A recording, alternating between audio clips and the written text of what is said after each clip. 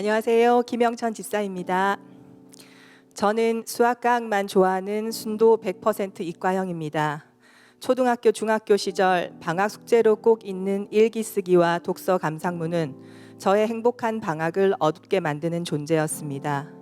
그런 부족한 제가 지금은 매일 정해진 시간과 장소에서 말씀을 읽고 묵상을 하고 기록까지 합니다.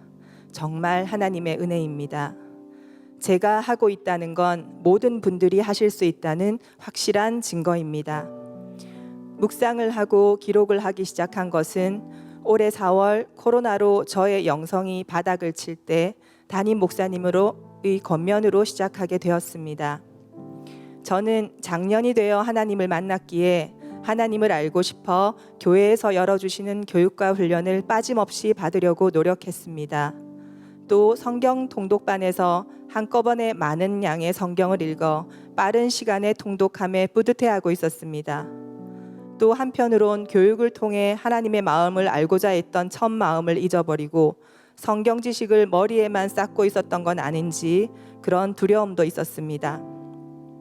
그러던 중 유성환 목사님이 부임해 오셔서 성경 통독도 좋지만 매일매일 조금씩 말씀을 읽고 하나님의 마음을 깨달아 마음에 새겨 삶으로 적용해내는 묵상의 중요성에 대해 강조하셨고, 온 성도가 매일 같은 본문을 읽고 묵상하는 우리 교회가 되길 소망하신다고 선포하셨습니다.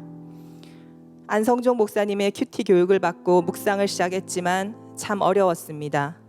한 페이지의 본문에서 하나님은 어떤 분이신지, 나에게 주시는 교훈은 무엇인지, 그래서 어떻게 삶에서 적용할 것인지, 본문을 읽어도 그것들을 캐치하기 힘들어 나는 100% 이과형이라 문해력이 많이 떨어지구나 라고 좌절도 했습니다.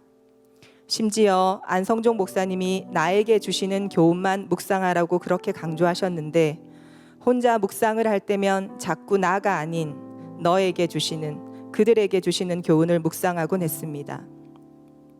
그래도 모든 모임과 사역의 자리에서 묵상부터 먼저 하는 우리 교회라 일주일에 2번 이상씩은 묵상을 나누는 자리가 있기에 다른 분들이 나눠주시는 묵상을 들으며 저의 묵상도 조금은 성장했습니다.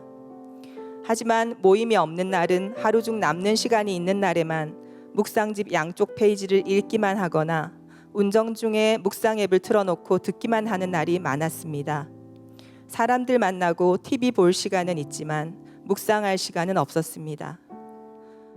코로나로 교회 모임이 없어지면서 점차 이런 묵상조차 하지 않는 날이 더 많아졌습니다.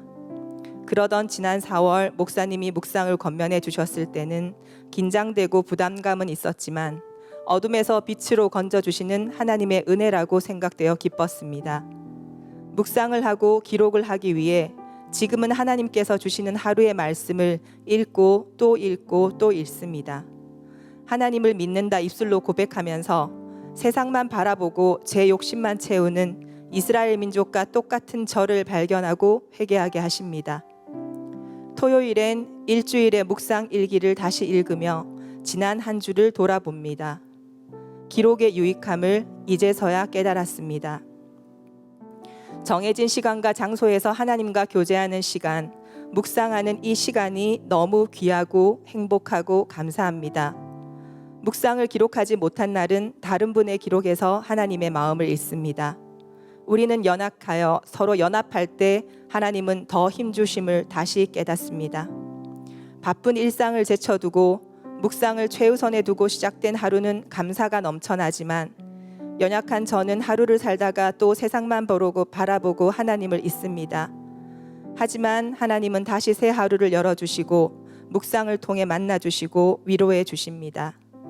이 은혜를 함께 나누고 싶습니다.